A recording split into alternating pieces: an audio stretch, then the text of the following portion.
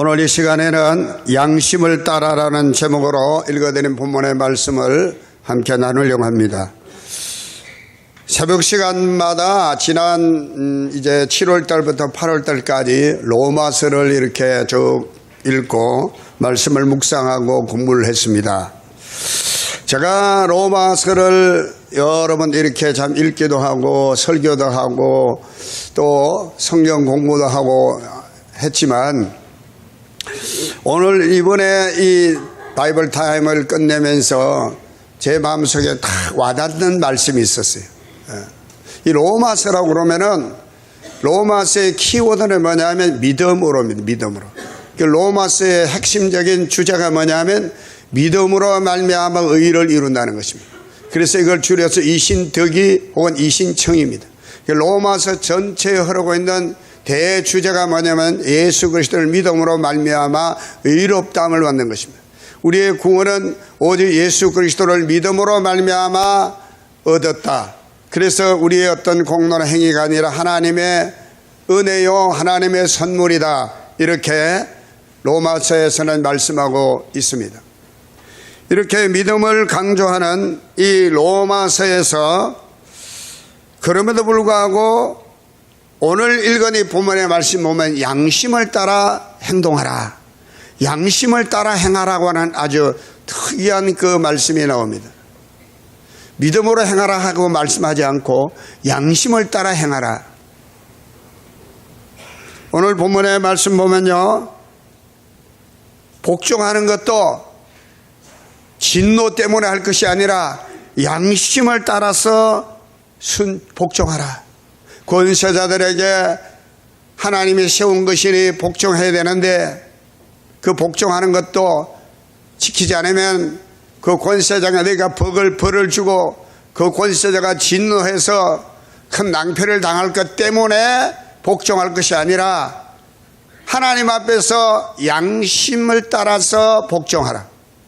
그리고 조세를 드릴 때도 저 조세를 양심을 따라 조세를 바치고 관세를 바칠 때도 양심을 따라하고, 조세는 국가에서 매기는 게 조세고 관세는 거의 말해 지방 관성에서 내린 겁니다. 우리로 보면 지방세에 해당하는 것인데, 그리고 양심을 따라서 두려워할 자를 두려워하고 존경할 자를 존경하라. 로마서 오늘 읽어드린 이 13장에 이 양심을 따라, 제가 좀 이 로마서와 맞지 않는 그런 말씀이기 때문에 왜 성령께서 이 바울 사도를 통해서 양심을 따라 행동할 것을 말씀하셨을까?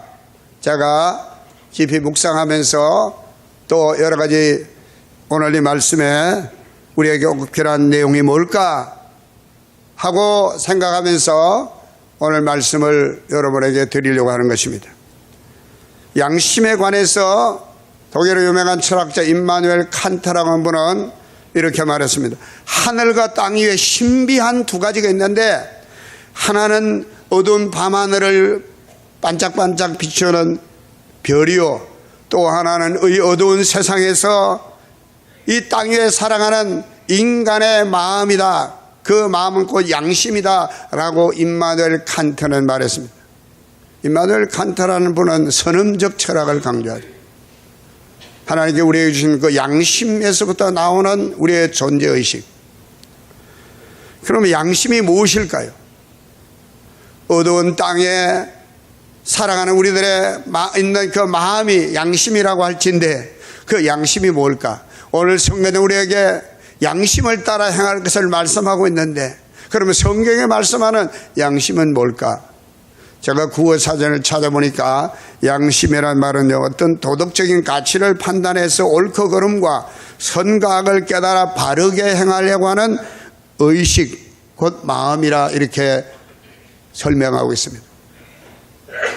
사람이 사람답게 도덕적으로 살게 하는 선한 마음, 그것이 바로 양심이라는 것이죠. 이것이 사전적인 의미입니다. 영어로 양심이라는 말이 컨센서라고 하는 말인데, 이 컨센서란 말은 칸이란 말과 사이언스란 말이 합쳐져서 만들어진 말이라고 합니다. 이 칸이란 말은 함께, 모두 그런 말 뜻을 가지고 있고, 사이언스라는 말은 여러분 잘 알죠. 과학입니다. 과학. 알고 있는 것. 그러니까 과학이라는 게 뭡니까? 과학이라는 것은 어떤 실험을 통해서 증명되어지는 사실, 더 이상 반박의 여지가 없는, 누구나 검증이 가능할 수 있는, 그리고 누구나 인정하는 그 사실을 과학이라 이야기하는 것이죠. 그러므로 이 컨센서스라고 하는 이 말, 양심이라는 말은요, 누구나 다 인정할 수 있는 그 기준을, 마음의 기준을 양심이라고 영어 단어는 그렇게 포함하고 있다고 그걸 봅니다. 그래서 우리가 저 사람 참 양심적이다라고 말하면, 누구나 그 사람은 참 인정할 만한 옳은 사람이고 바른 생각을 가지고 바른 행동을 하는 사람을 일컬어서 양심적이다라고 이야기를 하는 것입니다.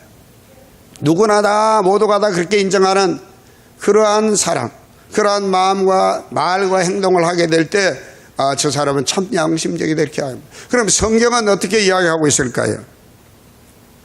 성경은 이런 사전적인 양심보다 더 높은 차원의 양심을 우리에게 말하고 있습니다.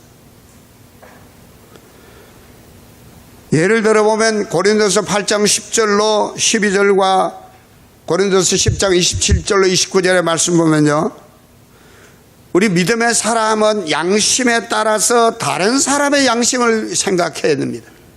내 양심만 생각하는 게 아니라 나만 모든 사람에게 인정받을 만한 양심적이면 되는 게 아니라 우리 믿음의 사람들의 양심은요, 다른 사람의 양심까지도 살펴줘야 하는 양심을 말하고 있다는 것입니다. 여러분 고린도서 8장 10절로 12절의 말씀을 다 같이 읽어보겠습니다. 시작. 다 눈을 뜨시고 읽겠습니다. 시작.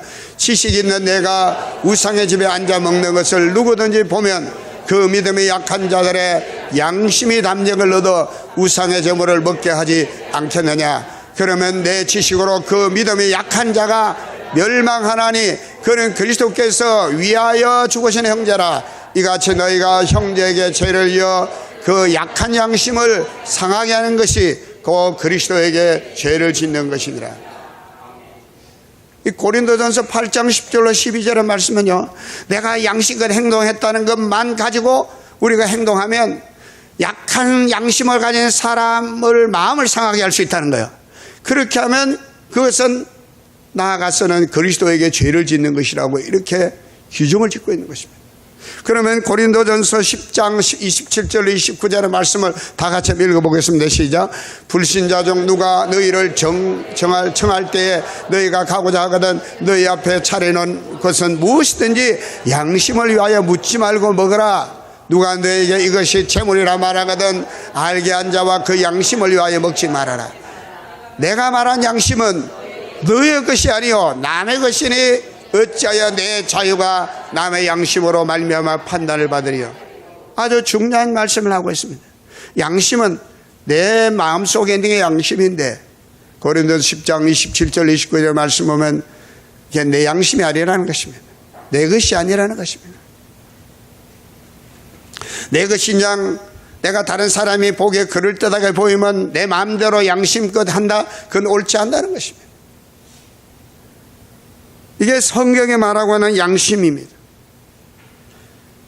여러분, 우리가 내 양심을 절제하고 내 양심을 다른 사람을 생각해서 내 양심을 조금이라도 다른 사람의 양심이 아프지 않도록, 다른 사람의 양심이 상하지 않도록 나의 양심을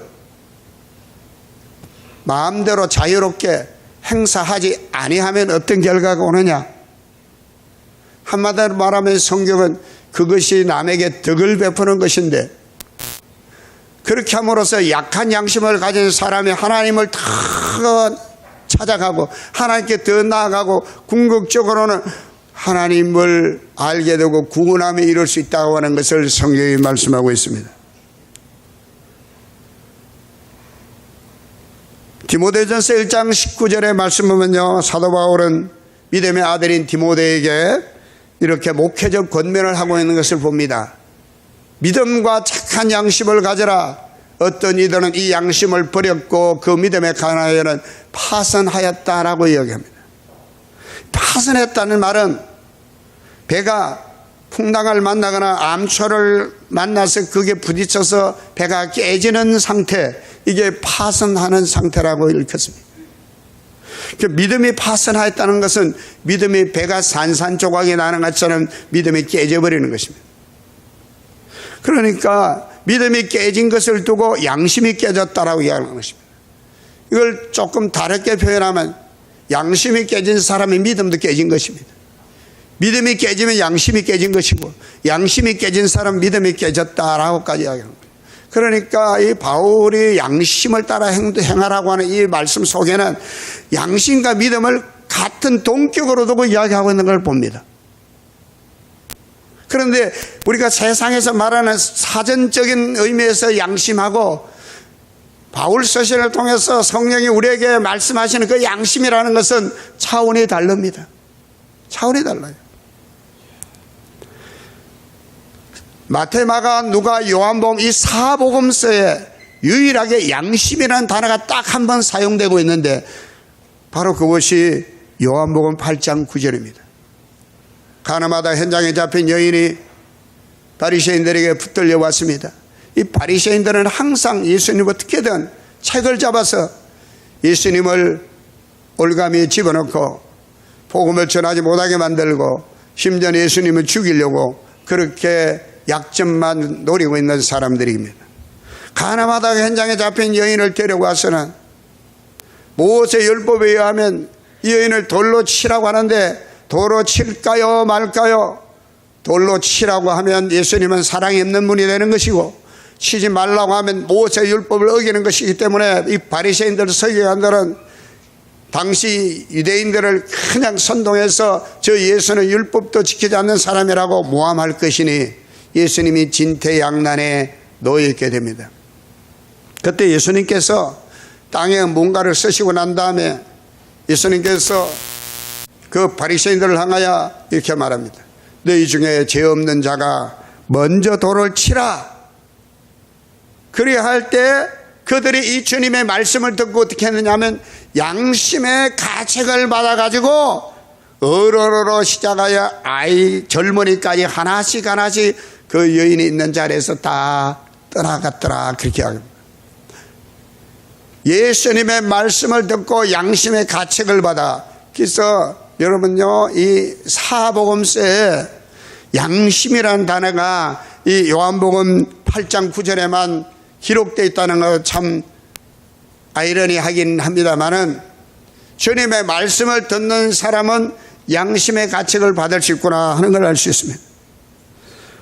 이 말씀을 조금 더 설명하면 예수님의 바닥에 쓴 게 뭘 쓰셨을까 아무도 알 수 없지만 예수님이 하신 말씀은요, 너희 중에 죄 없는 자가 돌로 치라. 이 말씀에는 두 가지 의미가 있어요. 사실 당시 모세 율법에 의하면 가나마다 현장에 잡혔을 때 여자만 돌로 치는 거 아니라 남자도 돌로 치게 돼 있어요. 그런데 여자만 데려왔잖아요. 저들이 법을 이미 어긴 겁니다. 율법을. 그리고 또 성경 시편 14편 1절의 말씀은 사람들이 어리석어서 하나님 없다 하고 그들의 마음이 이미 다 부패해져서 그들의 마음이 다 양심이 다 털난 사람이라. 털난 사람이라는 말은 없지만 마음이 다 부패해졌다. 양심이 타락했다. 그렇게 이야기합니다. 너희 중에 죄 없는 사람이 없다. 이미 성경에 말씀하고 있는 거죠. 예수님의 말씀을 듣고 그들이 양심의 가책을 받을 수 있다면 아직 그래도 그 양심의 치꼬리 많은 양심이라도 살아있더라 이 말씀이에요. 여러분 베드로전서 3장 16절의 말씀 보면요 이렇게 말씀하고 있습니다. 다 같이 읽어보겠습니다. 시작. 선한 양심을 가지라. 이런 그리스도 안에 있는 너희의 선행을 욕하는 자들로 그 비방하는 일에 부끄러움을 당하게 하려 함이라. 무슨 말씀이냐? 예수 그리스도를 믿는 사람들을요 세상 사람들 막 비방하는 거야. 막 비방해요. 에? 지금도 그래요. 지금도 막 예수 안 믿는 사람들은 기독교에 대해서 악감정을 가지고 있는 사람들은 온갖 비방을 다 늘어놔요. 여기에는 일말의 여지를 교회가 그리스도인들에 주고 있다라고 또 생각합니다. 그걸 지금 이야기하는 거예요. 기독교인들이, 그리스도인들이 선한 양심을 가지고 살기만 하면 선한 행실을 할 수밖에 없게 되는데, 문제는 지금까지 그러지 못하고 산 사람이 많다는 거예요. 그러니까 세상 불신자들이 막 비방하는 거예요. 근데 반대로 선한 양심을 가지고 선한 행동을 하면 비방거리가 없어진다는 거예요. 오히려 기독교인들을 보면 부끄러움을 느낀다는 거예요. 여러분, 저는 우리 오정교회 성도님들이 이 베드로 전서 3장 16절의 말씀처럼 선한 양심들을 가지고 선한 행동을 함으로써 여러분의 삶의 자리에서 예수 안 믿는 사람들에게 기독교인들을 비방할 여지를 주지 않게 되기를 바라고, 기독교인들을 어떻게든 비방하려고 하는 사람들이 여러분을 보고 참 부끄럽다, 나는 저 사람 비하면 너무너무 부끄러운 사람이다 라고 생각할 수 있다고 하면 그들에게도 예수를 믿을 여지가 있다, 그렇게 여깁니다. 동의하시면 아멘 하십시다. 우리 예수 믿는 사람들이 선한 양심을 갖지 못하고, 이 선한 양심이 뭡니까? 쭉 말씀드렸어요. 나만의 양심을 말하는 것이 아닙니다. 다른 사람을 의식한 양심을 말하는 것입니다. 이런 양심을 가지고 우리가 살아가면 여러분요, 세상 사람들이 우리를 비방할 일이 없을 것이고, 우리가 세상 사람들에게 조롱거리가 되지 않을 것입니다. 손가락질 받지 않을 것입니다. 그렇게 되면 전도는 저절로 되어질 것입니다. 이걸 일컬어서 오이코스 전도, 생활 전도, 관계 전도라고 이야기를 합니다.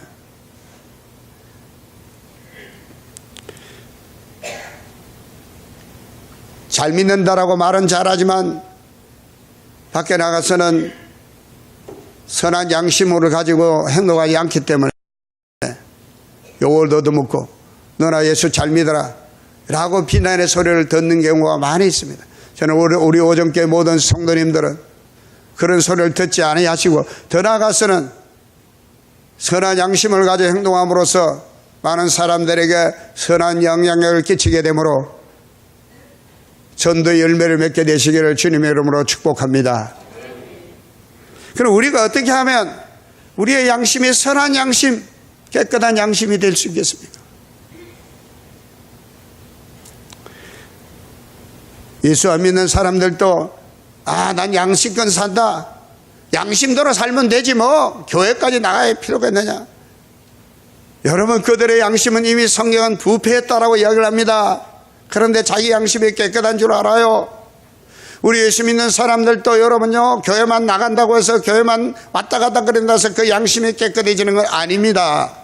교회를 수십 년 다녀도 양심이 불량한 사람이 있을 수가 있고, 교회를 나온 지 얼마 되지 않아도 깨끗한 양심, 선한 양심을 가진 사람이 있을 수 있는 거예요. 어떻게 하면 깨끗한 양심을 가질 수 있습니까? 히브리서 9장 14절에는 이렇게 말합니다. 다 같이 읽어보겠습니다. 시작. 하물며 영원하신 성령으로 말미암아 흠없는 자기를 하나님께 드린 그리스도의 피가 어찌 너의 양심을 죽은 행실에서 깨끗하게 하고 살아계신 하나님을 섬기게 하지 못하겠느냐. 여러분, 교회 다니는 사람들은요, 깨끗하고 선한 양심의 소유자가 되어야 될 줄 믿습니다. 물론 제가 아주 그냥 순도 100%의 깨끗한 양심을 가졌기 때문에 이 설교를 하는 게 아닙니다. 제가 바이블 타임을 지난 한 달 동안 해나오면서 그 로마서 1년 중에 양심에 대해서 마음에 큰 찔림을 주시고, 또 이 양심에 대한 이 바울 서신의 이 특이한 점을 발견했기 때문에 믿음과 양심이 구별되는 게 아니라는 걸 알았기 때문에 제가 오늘 여러분에게 설교를 하는 것입니다. 여러분, 히브리서 9장 14절에는 어떻게 하면 우리의 양심이 깨끗하고 어떻게 하면 우리의 양심이 선한 양심이 될 수 있겠습니까? 세상 사람들이 말하는 그 양심과 국어사전에 말하고 있는 그 양심과 어떻게 하면 우리의 양심이 다른 양심이 될 수 있겠습니까?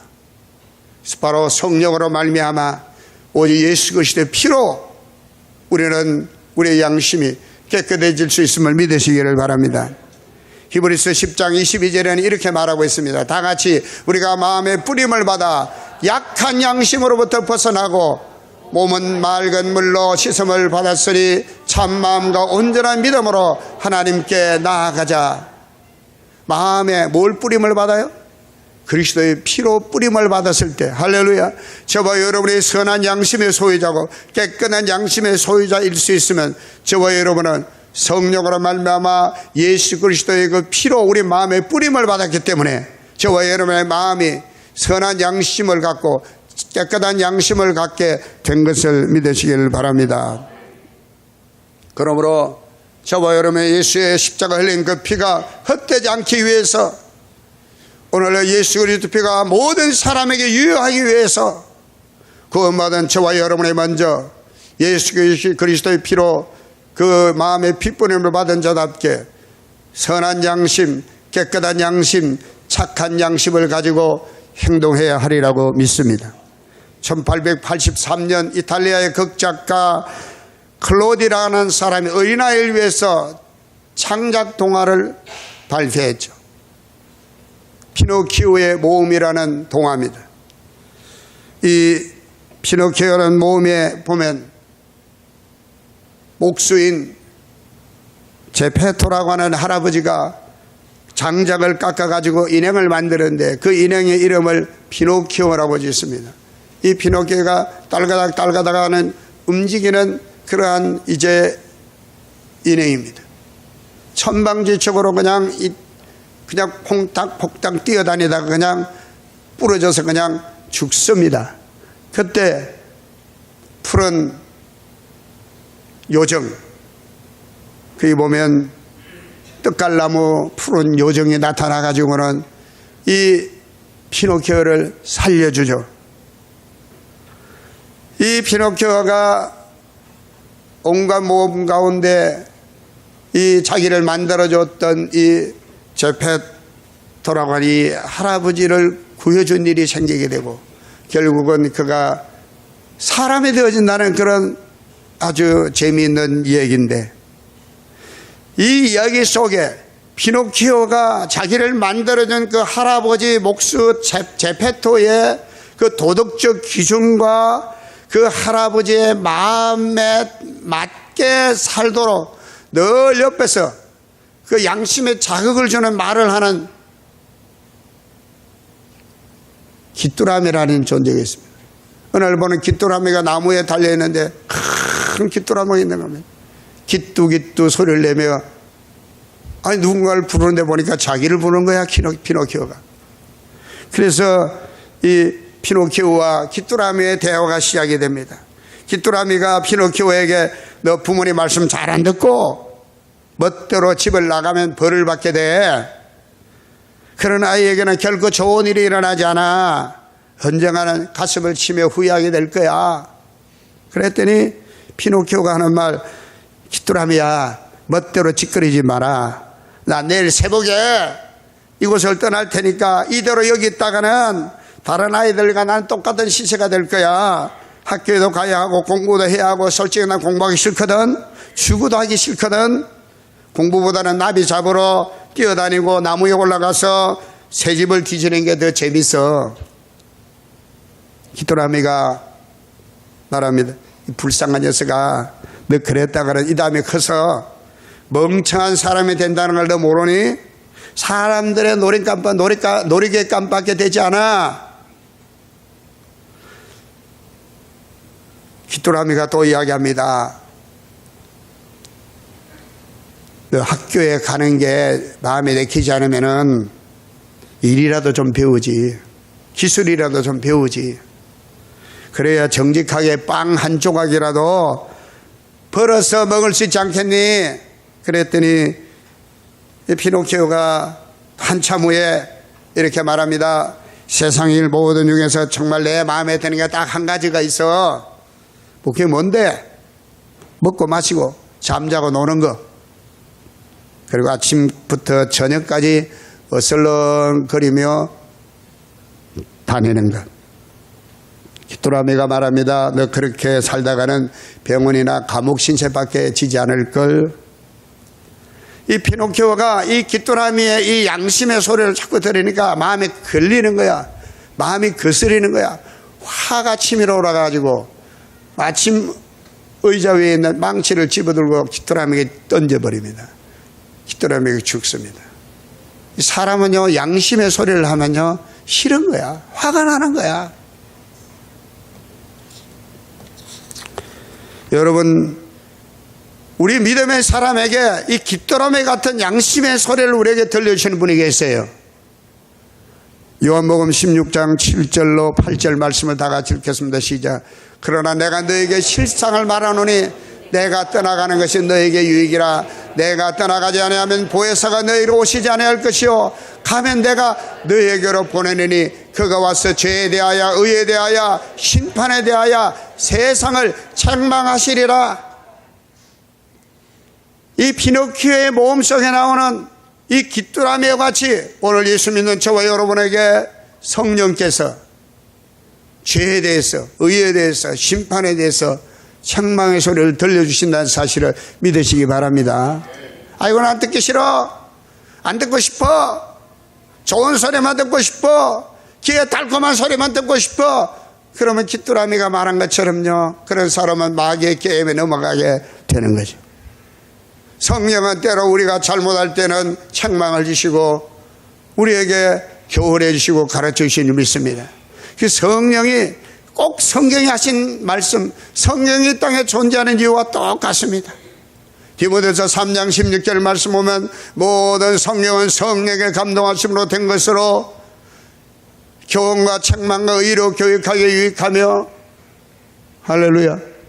성경이 우리에게 존재하는 이유는요, 우리로 하여금 바르게 살게 하기 위해서 우리에게 주시는 하나님의 말씀인 걸 믿으시기를 바랍니다. 성령은 바로 그 하나님의 말씀, 예수님의 말씀을 우리에게 주셔서 우리로 하여금 세상과 다른 양심을 가지고 우리로 하여금 살아가도록 우리를 지도하시는 분이 바로 성령님이신 줄로 믿습니다. 여러분, 하나님께서 우리를 창조하셨습니다. 처음에 우리를 창조하실 때는 모두가 다 선한 양심, 깨끗한 양심 우리를 창조하셨습니다. 그러나 우리의 인류의 조상 아담과 하와가 어땠습니까? 여러분, 그 하나님 주신 그 양심을 자기들을 위해서 사용했습니다. 자기들을 위해서 양심을 쓰면 그 양심이 갇히게 오는 법입니다. 사실 하나님 우리 인간에게 양심을 주셨을 때 양심은 너 자신의 자유를 위해서 양심을 쓰라고 주신 것이 아님에도 불구하고 인류의 조상 아담과 하와는 자기들을 만을 위해서 양심의 자유를 누리려고 했습니다. 하나님이 그마치 선악을 알게 하는 나무의 실과를 따먹지 말라고 했는데 마귀의 게임에 빠져서 선악을 알게 하는 나무의 실과를 열매를 따먹고부터는 양심이 부패하고 타락하기 시작했습니다. 이제 더 이상 우리 인간은 이 양심을 가지고 다른 사람을 위해서 자기 자유를 제한할 수가 없습니다. 양심대로 산다면 이 세상이 점점 후악해지고 전쟁이 많은 이유가 그렇습니다. 그러나 여러분, 우리 예수 그리스도가 이 땅에 오셔서 저와 여러분에서 피 뿌려주셨기 때문에 성령으로 말미암아 그 피 뿌림 우리 마음속에 모든 더럽고 약한 우리의 양심을 깨끗이 씻어주심으로 저와 여러분이 깨끗하고 선한 양심이 된 줄로 믿으시길 바랍니다. 여러분, 깨끗한 양심, 선한 양심을 가진 사람은요, 사람들이 기준이 아닙니다. 사람들에게 인정받는 모든 사람이 인정하는 기준이 아니라 이제는 하나님의 말씀, 하나님이 기준이 되어져 버리고 만 것입니다. 할렐루야. 여러분, 세상 사람들 관점에서 양심을 이야기하면 상대윤리가 되어버립니다. 상황윤리가 되어버리는 것이죠.